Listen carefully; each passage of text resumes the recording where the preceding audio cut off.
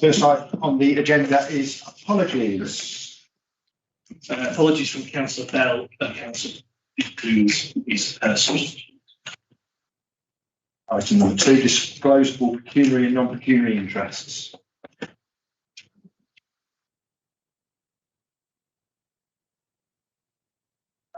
There is public participation. And no questions. Item number 4 is to approve the minutes of the Executive Board held on the 20th of September of this year. So move. Second. All those in favour? Thank you very much. I'll have in a minute. Item number 5, calendar of meetings for 2022-2023. And so move. You're moving. Yep. Thank you. Do I have a seconder? Councillor Jones, thank you. All those in favour? Thank you very much. That is unanimous. Item number 6 is the budgetary control report 2020 to 21 period ended 31st of October 21. Obviously the report provides an updated financial position for the services that report to this board. The main variance from the budget relates to the timing of the LDF work. Councillor Simpson. Thank you, Chairman. I read that it says that delaying the timing has given rise to an underspend. Does that mean it's a permanent underspend, or will that cost be borne at a later date? Will the bills come in eventually? Well, that's what I am anticipating, yes. The bills will come in. But not something we can spend. Not yet. Thank you. Thank you. Any other comments, queries, questions? Okay, well, I'll move that from the chair then, seconded by Councillor Hayfield. And all those in favour? And that is unanimous, thank you. Item number 7 is the draft economic strategy. Councillor Simpson. Thank you. I've read the report and the draft paper. What's the report say? It is some time since we've had an economic development strategy, or indeed a draft version of it. Given that there's been that break, I think my instinct is that this would benefit by wider member involvement before it gets to the point of dissemination for public comment. There's a lot of things in here which I'm sure we can all support, but there are some things that I have a concern with, if you like. To me, it's looking back towards the pandemic rather than the future in the name. And I'm genuinely not sure how with minority themes you envisage delivery. So I think it certainly needs a bit more in terms of how we will actually do it and how we will measure success. But I think, as an upfront comment, there's a lot of stuff here, but I'd like to see wider member engagement before we send it out for consultation. So if you don't mind, Chair, I'd like to propose that we don't send it out for consultation yet, but we have some further internal consultation, perhaps by setting up a member working party to consider. Thank you. Councillor Hayfield. I think that's an eminently sensible suggestion. I think if we're going to have a draft economic development strategy, it ought to be something members feel that they own, rather than want to just drop to in front of us and say, here we are, approve this. I'd like to see more member ownership of it. I think it is a high aspiration document. One can only applaud the aspirations. It's a high aspiration document. What I don't see is much of a distinction between where we're standing on the sidelines going, yay, well done, as opposed to things that we actually will have a meaningful influence or impact on. There's saying yay to Myra is brilliant, except that Mara's going to go ahead whether we like it or not. We like it, by the way, but it's making it feel a little bit more real for elected members in terms of what we can actually do as a council that will have an impact on some of these things rather than just cheering from the sidelines. Okay, thank you. Councillor Gosling. Thank you. Just kind of to add to that, I think one of my, as you say, very high aspirations, but the evidence base that underlies it, I wasn't clear or fully clear on the trends behind that data. There was some headline data, but actually the history that leads up to this point of creating this document, I think the foundations that we need to base it on, we have to really understand the position we're in at the moment. And the position that we're given cites information from 2009, from 2014, but it's bitty, it's kind of spread, and we really need to kind of capture exactly where we are so that we've got that solid foundation to build on. And I think alongside the kind of more involvement that we need, I think we need a lot more evidence and some kind of research or some best examples from other places as well. And I think the other big issue for me was that it was nowhere near green enough for our climate emergency that we're facing at the moment, and the implications of that on business, and also the opportunities. It doesn't seem to embrace those opportunities. I think it's mentioned at point 7 in one thing that there might be opportunities in a green development, whereas I think we need to be really kind of looking for those opportunities and maybe kind of looking to identify and audit where our green opportunities are within our borough so that we can take those forward. So I would welcome an opportunity to consult on it further before it goes. Okay. Sorry, Chief, do you want to come in? Yes, if that's okay, Chair. Just another quick point. I really welcome that. I mean, I think consultation perhaps was the wrong word in terms of the idea was to engage with this, and that included with members. So quite happy to do that first. The second point about this sort of the bitting or the looking back, this was an original draft just before COVID. It was due to come to the next executive board off the rank before lockdown. So we've rewritten it to look at COVID and then rewritten it again as we came out of COVID, and it's quite knowing where to stop. So I think part of the engagement and the next stages are around just appraising ourselves of where we are with that.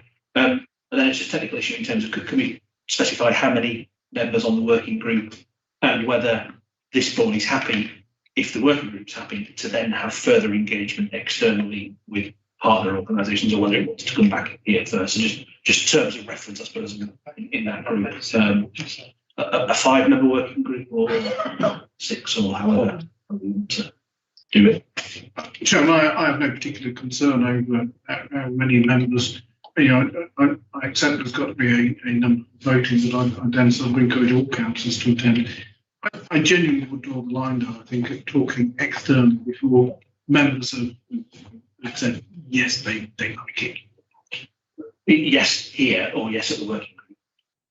I think the form that I would prefer is the working group looks at it, comes back to this, and then we do something else. Or not. Councillor Hayfield. To move along, Chair, can I second Martin's proposal, please? That's a working group of 6, perhaps 4 Conservative, 2 Labourers. Yep. Is that Okay, so that has been moved and seconded. All those in favour? And that is unanimous. Thank you. Item number 8 is the outreach budget. The way the council helps residents has evolved and is now provided through the financial inclusion work we undertake, as are only a few remaining community hubs, and they are running independently. The role of the community projects officer has reduced significantly. Given the council's need to reduce its spending, it's been proposed to remove this post from the establishment. Council's aim in setting up hubs was to provide some initial financial support, which would be withdrawn once the hubs were established. The earmarked reserve used to support this activity will run out after this year, so it's proposed to stop this support after 21-22. Any comments, questions? Councillor Riley.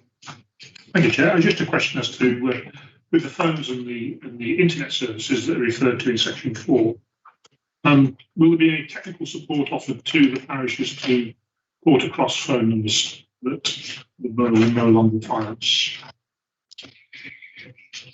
I'm led to believe that most of them either don't use them, or I think there's only maybe one, and that might be Badsley. Councillor Riley, and I'm sure we can offer some sort of help to transfer it over. Sue. Sorry, Chair, if I could, in actual fact, Badsley don't make a great deal of use of them. In fact, it's more Coleshill. Yes, certainly, I think we could try and offer some support. We have restricted resources, obviously, but we would be willing to help, I think. I should just probably confirm that with my IT colleagues, but we have in the past. Just give us a call. Councillor Humphrey.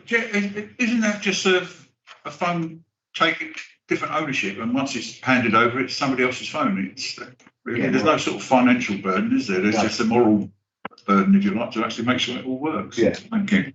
And it's, Chair, sorry, it's replacing the IT system. There is a wireless system, and also the process of transferring the phone number. Yeah, I think that's a piece of paper or a phone call away. I've done it when I moved house, but never mind. I'm sure we can sort. Yeah. Councillor Gosling. Thanks. Yeah, I'm a little bit frustrated by the model, which is to invest and to set up a community hub and then to slowly withdraw. And this model obviously works in a lot of community projects, and it's quite vulnerable because the person that you've trained up leaves. So from my experience, a lot of the time these models don't work. And I think that this has moved on. They no longer need the support with IT. But I do think that we are missing an opportunity to capture something which was very strong in our communities that supported the borough throughout COVID. And I think that even though this outreach budget itself isn't being successful at the moment, I think that this could have been turned into something that was successful. And I think that it's kind of throwing the baby out with the bathwater, and that maybe it needed to change or to evolve, but the just ending of a project because it's not successful at the moment or it's outdated without any evolution or any thought to evolution is, I think it could have been better used, and it could have captured some of the community spirit that we had during COVID, and this could have been reused in a more positive way. Councillor Hayfield. I think, Chair, from my point of view, irrespective of the budget considerations, I think these hubs have had their day. They've fizzled out. There just isn't the footfall that there was. And maybe in years to come, we even have to invent something else to capture the moment and replace them. But for now, I just think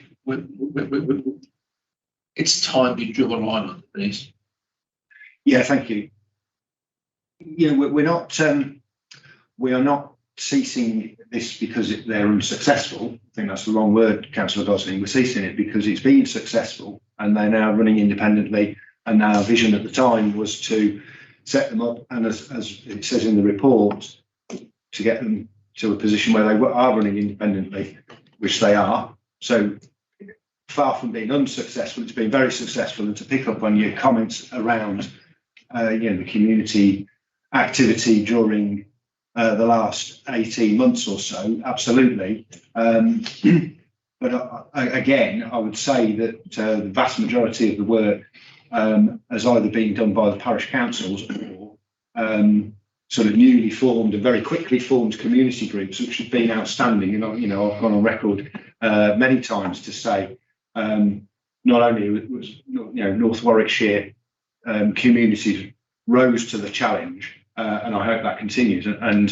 to me, the hubs now have played a very small role in that, because it's the communities that have risen to the challenge. So as I say, far from being unsuccessful, it's been very successful, and therefore, as we say, the post is no longer required. So I'll move it from the chair, and seconded by Councillor Simpson. All those in favour? Any against? And that is carried. Thank you. Excuse me. Item number 9 is the corporate plan update. Members will recall that in March this year, the council adopted a new style corporate plan designed to be clearer and more focused on the key priorities and actions for the borough and for the council. This is the first update on performance against this plan and reflects work done by the cross-party performance working group. Members are asked to note the update and to identify any issues on which further information is required, either generally or to be considered by the working group. Councillor Simpson. Thank you. I think it would be helpful to have a further meeting of the working group, not least of it, because having read it, I have two fundamentally important questions. The first one is it would be helpful to have an indicator as to where the protocols are taken. I think I've worked out all but two of them, but there were two I just have no idea where they are. And the third one is, do we have a new logo? Or is this another sneaky method of getting rid of our traditional logo and putting this new one in? It looks very similar to the Scouts logo to me, but I know we're skint, but are we really going to have a civic bomber week? Steve, I was structuring a Christmas quiz for people to identify where the photographs are taken. There was one that I could place.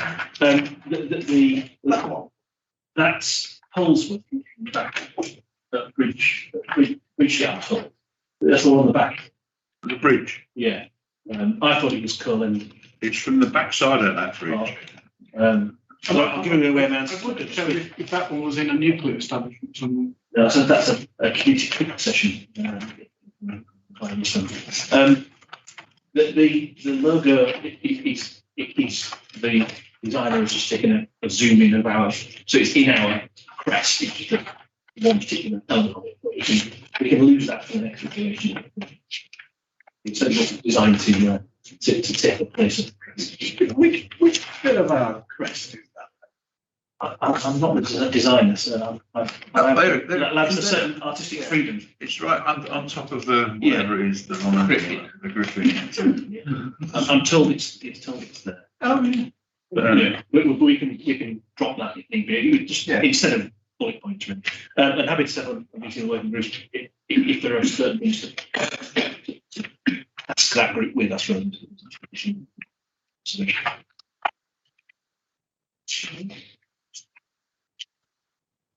Chairman, I think it would be helpful for members to have a bit more engagement and involvement with it.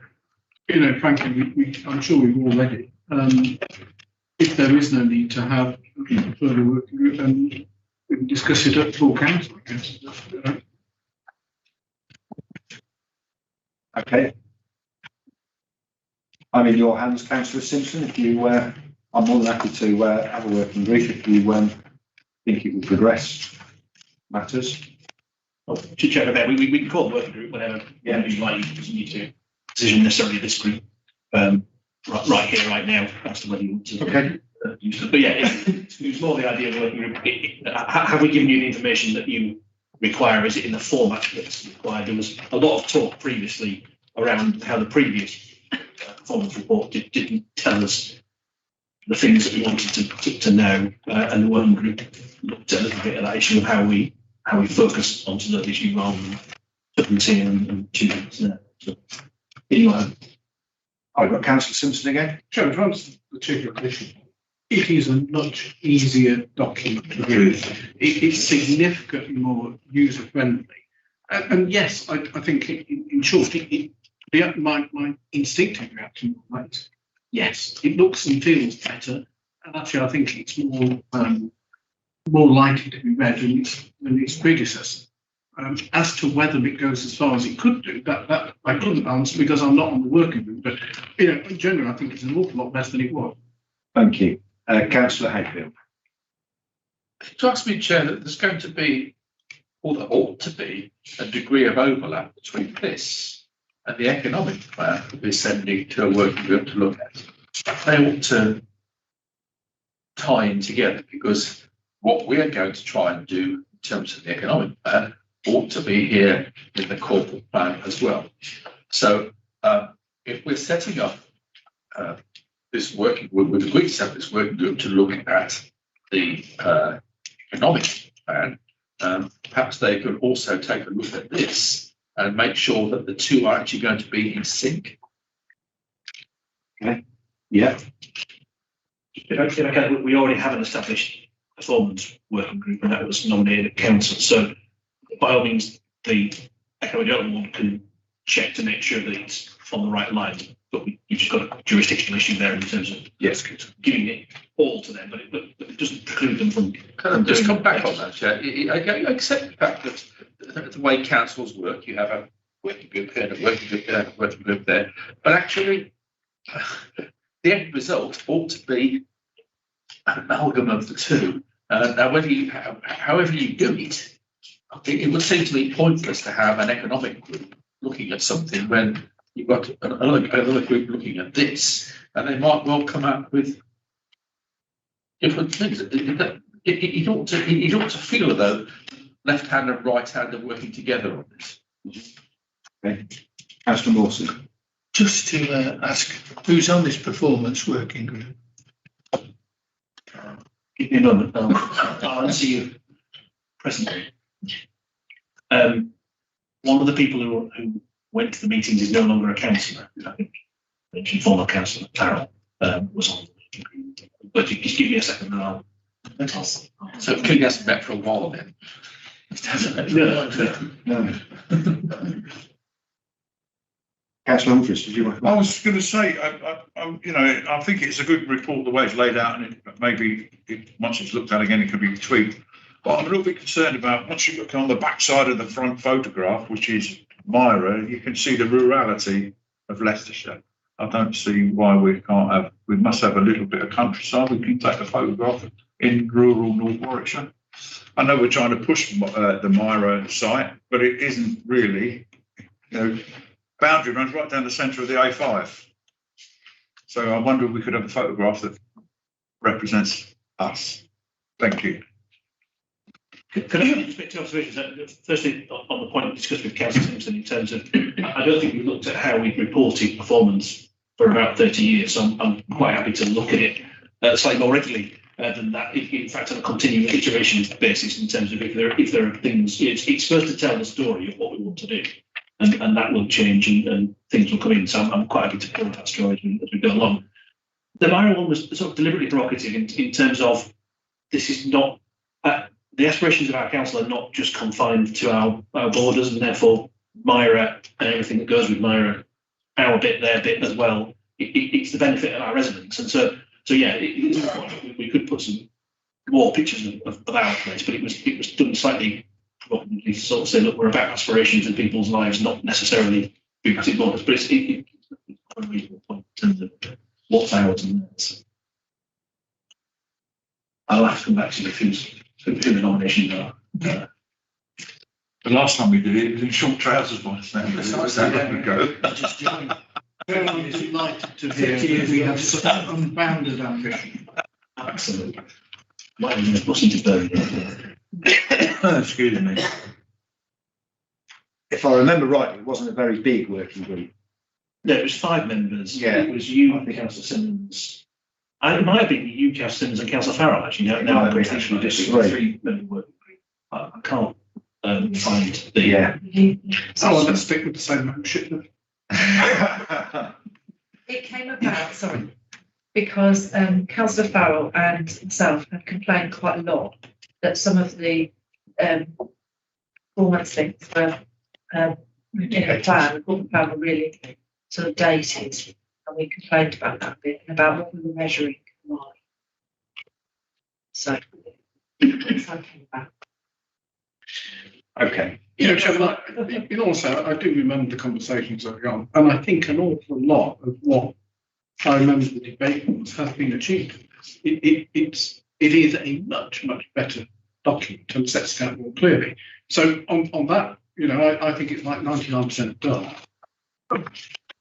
But I don't have a strong view, but I always think, and sort of with Councillor Hayfield on it, I think that all of our documents, strategies need to be connected, need to read together effectively. So, for the sake of one more cycle of meetings, I'm quite happy to have another. I'll propose another group, and perhaps Leader, if we could leave the membership to be determined by you and the leader of the opposition to agree. Yeah. Who's going to have the pleasure of attending? Second, Madam Chair. Okay, thank you. So that's been moved and seconded. All those in favour? And that is unanimous. Thank you. Item number 10 is the appointment of external auditors. So we are required to appoint our external auditors for 2023-24 and can do this independently or opt into the National Auditor Appointment Scheme. Previously used the National Appointment Scheme, and it is proposed to do this again for the 5-year period from 2023-24. So, With the recommendation, Chair. so that has been moved and seconded. All those in favour? Thank you very much. Item number 11 is the local land charge planning and enforcement IT system upgrades. A combination of two separate but linked matters have come together. Legislative changes to the part delivery of the local land charges register and the need to upgrade the planning and enforcement back office software. These systems are land and site based and need to go together.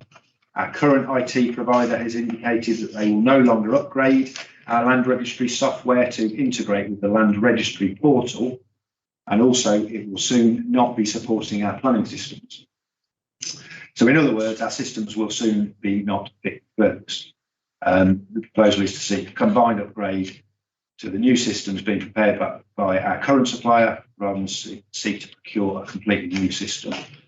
Advantages of cost, £32,000 rather than over £100,000. Time, the provider is currently working with us now to provide the transfer next year as opposed to a portable 24-month lead-in. Councillor, I don't know who was first, Councillor Hayfield.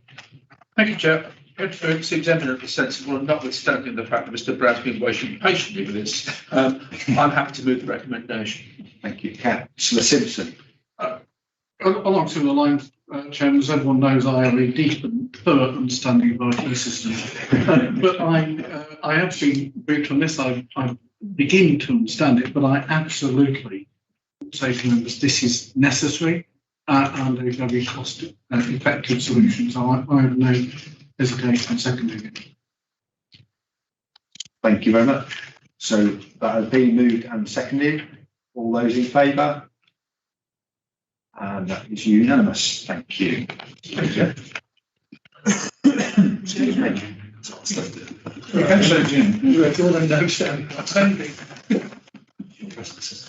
Thank you, Jeff. Yeah, that's all you need to do. You just need to sit there and we'll just do it.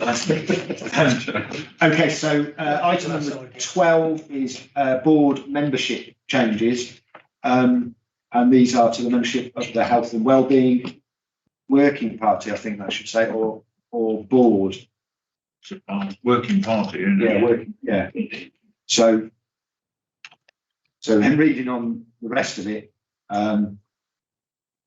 Councillor MacDonald is to come off the party, so obviously working party, but with those with the addition of that word in the various different places, I'll propose a recommendation. Second. Can I just say, I was speaking on behalf of Marion, I don't think she's got time to be chairman of the party. Councillor Chambers. Yes, thank you, Chair. I must say it's a bit of a surprise because Councillor MacDonald was a very effective chairwoman of the Health and Wellbeing Working Party. So I'd just like to thank her for the work that she did for that group and to welcome Councillor Hancox to the group. I know Councillor Humphreys has been previously the chair of the group, so it will be interesting to see how that working group moves forward from here on. Thank you. Thank you, Councillor Chambers. I should pass on your best wish and your kind words to Councillor MacDonald. Thank you. So it has been moved and seconded. All those in favour? And again, that is unanimous. Thank you. Item number 13 is the exclusion of the Move it, Chair. public. Second. but I do have to read it out. I think for the benefit of anybody who might be.